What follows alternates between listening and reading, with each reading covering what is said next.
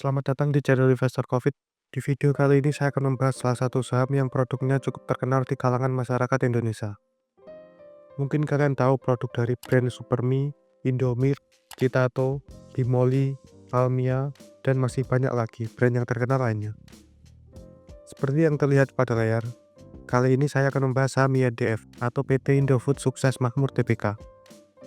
Disclaimer dulu, video ini bukan untuk ajakan jual maupun beli suatu saham, dan data yang ditampilkan berdasarkan data terbaru pada 10 September 2025. Oke, yang pertama mari kita kenalan dulu dengan PT Indofood Sukses Makmur Tbk atau INDF ini. INDF merupakan salah satu perusahaan produsen makanan dan minuman olahan terbesar di Indonesia. Bisa dibilang, INDF ini adalah perusahaan total food solution, mulai dari produksi dan pengolahan bahan baku hingga menjadi produk akhir yang tersedia di pasar. Bisnis INDF terdiri dari 4 kelompok usaha yang saling melengkapi, meliputi produk konsumen bermerek, bogasari, agribisnis, dan distribusi. Mungkin kalian sudah tahu beberapa produk atau brand yang terkenal dari INDF, seperti Indomie, Sarimi, Popmi, Indomie, Citato, Kitela, tepung segitiga biru, Palmia, minyak goreng Bimoli, dan masih banyak lagi seperti yang dapat dilihat pada layar. Dari semua brand atau merek tersebut, sebagian besar merupakan pemimpin pasar berdasarkan kategori produknya. INDF memiliki berbagai kegiatan usaha yang telah beroperasi sejak awal tahun 1980-an. Kemudian INDF didirikan resmi dan memulai kegiatan usahanya di bidang makanan ringan pada tahun 1990, yang berarti lebih dari 35 tahun yang lalu, dengan nama PT Panganjaya Inti Kusuma. Kemudian pada tahun 1994 berganti nama menjadi PT Indofood Sukses Makmur, dan saat itu juga melakukan IPO. Saat ini INDF memiliki market cap sebesar 65,2 triliun. Fasilitas produksi INDF tersebar di seluruh wilayah Indonesia bagian barat dan tengah. INDF juga memiliki fasilitas produksi di luar negeri, seperti di Malaysia, Eropa, Timur Tengah, dan beberapa negara Afrika. Kemudian mengenai pemegang saham mayoritas atau pengendali INDF adalah First Pacific Company Limited dengan kepemilikan sebesar 50,07%. Perusahaan tersebut tercatat di Bursa Efek Hong Kong, dan Bapak Antoni Salim memiliki kepentingan serta pemegang kendali secara tidak langsung. Beliau saat ini juga menjabat sebagai Direktur Utama di INDF. Kemudian pemegang saham INDF lainnya adalah masyarakat atau publik sebesar 49,93%. Dari 49,93% porsi publik tersebut, 0,2% dimiliki oleh manajemen dan sisanya 49,91% dimiliki oleh publik dengan kepemilikan di bawah 5%. Selanjutnya mari kita lihat laporan keuangan kuartal 2 2025 INDF. Total aset INDF saat ini sebesar 209 triliun, naik 7,53 triliun atau 3,73% dibandingkan kuartal 4 2024 yang sebesar 201 triliun. Jika kita lihat dalam 5 tahun terakhir, aset INDF meningkat setiap tahunnya. Di tahun buku 2021, aset INDF sebesar 179 triliun, dan sekarang di kuartal 2 2025 sebesar 209 triliun. Jadi kenaikannya sebesar 29,9 triliun atau 16,72%. Dan untuk CAGR-nya sebesar 3,94%. Mayoritas dari aset INDF adalah goodwill sebesar 56,3 triliun atau 26,93% dari total aset. Goodwill INDF mayoritas sebesar 52,2 triliun atau 92,69% adalah dari PLC atau Pen Hill Company Limited. Perusahaan tersebut diakuisisi oleh anak perusahaan INDF, yakni PT Indofood JBP Sukses Makmur Tbk atau IJBP pada tahun 2020. PCL memiliki bisnis pembuatan dan penjualan mie instan di 8 negara dengan merek Indomie. 8 negara tersebut diantaranya adalah Arab Saudi, Nigeria, Turki, Serbia, Ghana, Maroko, dan Kenya. Kemudian mayoritas kedua dari aset INDF adalah aset tetap sebesar 47,9 triliun atau 22,93% dari total aset. Aset tetap tersebut naik 170 miliar atau 0,36%. Kemudian pos terbesar ketiga sekaligus yang mempengaruhi kenaikan mayoritas aset INDF adalah kas dan setara kas sebesar 42 triliun atau 20,08% dari total aset. Kas dan setara kas tersebut naik 3,3 triliun atau 8,53%. Kemudian mari kita lihat arus kas INDF untuk mengetahui detail dari kenaikan kas dan setara kas tersebut. kas bersih aktivitas operasi INDF sebesar 7,6 triliun. Kas aktivitas operasi tersebut naik 990 miliar atau 14,97% dibandingkan periode yang sama tahun sebelumnya. Meningkatnya kas bersih aktivitas operasi INDF tersebut mayoritas dikarenakan meningkatnya pos penerimaan kas dari pelanggan. Kemudian kas bersih aktivitas investasi INDF minus 3,65 triliun. Mayoritas untuk penambahan aset tetap, tanaman perkebunan, dan pembayaran uang muka aset tetap. Sedangkan kas bersih aktivitas pendanaan INDF minus 955 miliar. Mayoritas untuk pembayaran utang bank jangka pendek dan jangka panjang, masing-masing sebesar 19,3 triliun dan 1,6 triliun. Di sisi lain, INDF menerima atau menambah utang bank lagi, baik itu jangka pendek maupun jangka panjang. Jadi, kenaikan kas dasar kas INDF mayoritas berasal dari aktivitas operasi, dari penerimaan kas dari pelanggan. Kemudian total liabilitas INDF saat ini sebesar 96,5 triliun, naik 3,83 triliun atau 4,14% dibandingkan kuartal 4 2024. Kenaikan liabilitas INDF mayoritas muncul dari pos utang dividen sebesar 3,3 triliun dan meningkatnya utang bank jangka panjang yang naik 1,99 triliun atau 39,68%. Dulunya 5 triliun, sekarang menjadi 7 triliun. Jika kita lihat dalam 5 tahun terakhir, liabilitas INDF stagnan berkisar 86 triliun sampai dengan 96 triliun. Dan liabilitas pada kuartal 2 2025 saat inilah yang tertinggi. Dan jika kita lihat porsi dari liabilitas tersebut, mayoritasnya adalah utang berbunga sebesar 70,8 triliun atau 73,39% dari total liabilitas. Di dalamnya terdiri dari utang obligasi sebesar 44,4 triliun, utang bank jangka panjang 7 triliun dan 985 miliar, serta utang bank jangka pendek, carukan dan utang terus resep sebesar 18,4 triliun. Dari seluruh utang berbunga tersebut, INDF harus membayar bunga sebesar 1,96 triliun pada kuartal 2 2025 saat ini. Bagaimana menurut pendapat kalian mengenai utang berbunga INDF?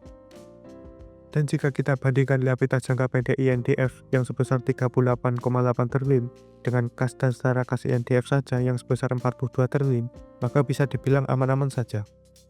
Alias, INDF tidak ada masalah mengenai kemampuan membayar kewajibannya dalam jangka pendek. Sementara itu, ekuitas INDF saat ini sebesar 67,9 triliun, naik 2,8 triliun atau 4,30% dibandingkan kuartal 4 2024. Ekuitas yang naik dikarenakan meningkatnya saldo laba yang belum ditentukan penggunaannya. Kemudian mengenai pendapatan dan laba INDF.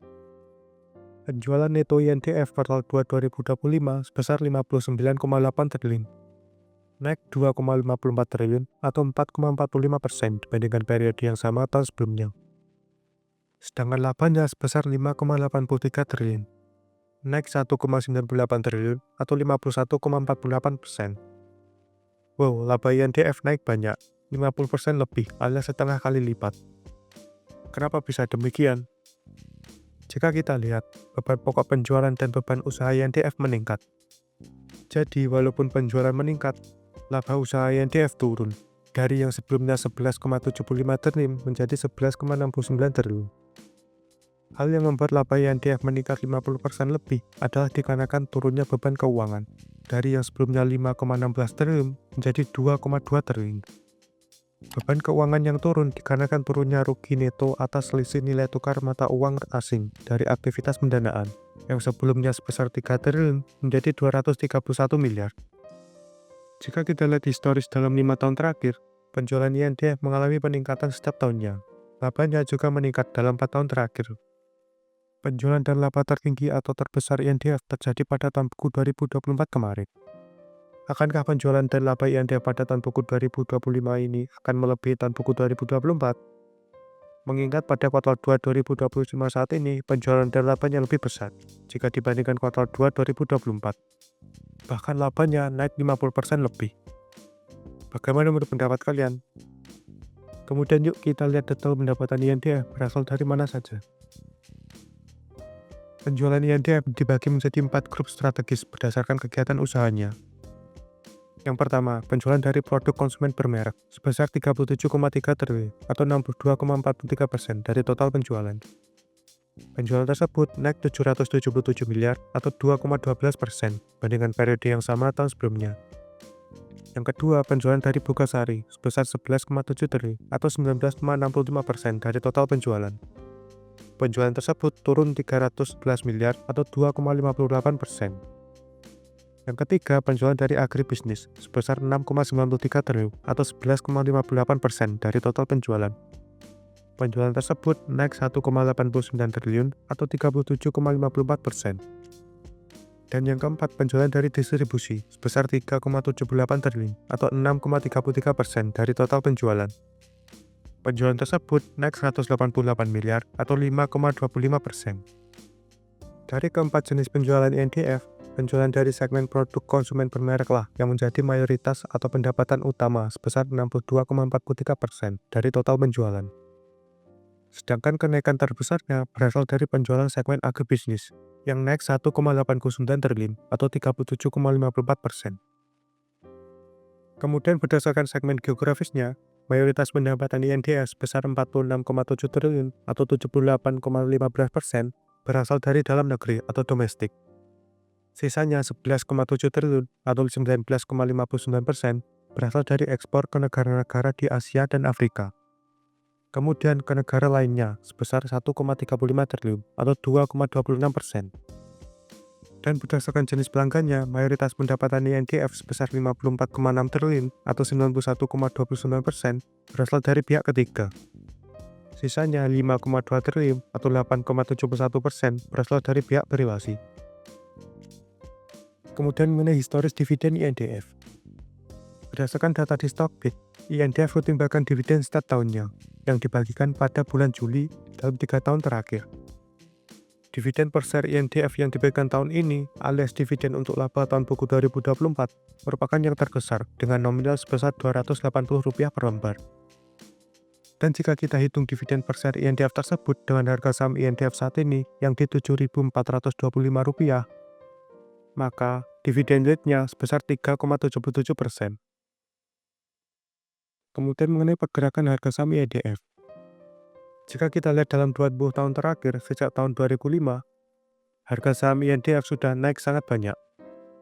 Dulu di sekitar harga Rp700-an dan sekarang harganya di Rp7.425. Jadi sudah naik sekitar 960% atau lebih dari 10 kali lipat. Harga saham INDF mencapai titik tertingginya di Rp9.200 pada September dan Oktober 2016. Jika kita bandingkan dengan harga di tahun buku 2005, maka harga saham INDF sudah naik lebih dari 1.200% alias 13 kali lipat. Kemudian setelah itu, harga saham INDF turun ke 5.500-an di Oktober 2018 dan turun lebih dalam ke harga 5.000-an pada Maret 2020 saat COVID. Setelah itu, harga saham INDF sideways panjang di harga 6.000 sampai dengan 7.500 sampai pertengahan tahun 2024. Dan setelahnya harga saham INDF sempat naik ke hampir Rp9.000, tepatnya di harga 8.800-an pada Juli 2025 kemarin. Tapi kemudian turun lagi ke harga saat ini yang di Rp7.425. Kemudian mengenai valuasi INDF. Mengenai valuasi INDF, kita akan lihat dari segi PER dan PBV saja. Sebenarnya masih banyak indikator atau valuasi lain untuk menjadi bahan acuan dalam menentukan harga saham murah atau mahal. Jadi silakan kalian cari tahu sendiri indikator atau rasio valuasi lainnya. Saat ini di harga Rp7.425 per lembar, PER INDF sebesar 6,14 kali, sedangkan PBV-nya sebesar 0,96 kali. PER dan PBV segitu bisa dibilang murah atau undervalue, mengingat INDF merupakan perusahaan yang besar, serta memiliki bisnis yang besar juga. Ditambah, PER dan PBV INDF tersebut juga di bawah rata-rata 3, 5, bahkan 10 tahunannya. Jadi bagaimana menurut pendapat kalian? Yuk saling berdiskusi di kolom komentar. Oke, mungkin sekian video ini. Semoga menambah insight atau wawasan baru mengenai saham INDF atau PT Indofood Sukses Makmur Tbk. Mungkin video ini bisa menjadi gambaran dasar mengenai saham INDF. Silahkan analisa lebih dalam dan tulis pendapat kalian di kolom komentar. Oke, sampai jumpa lagi di video selanjutnya.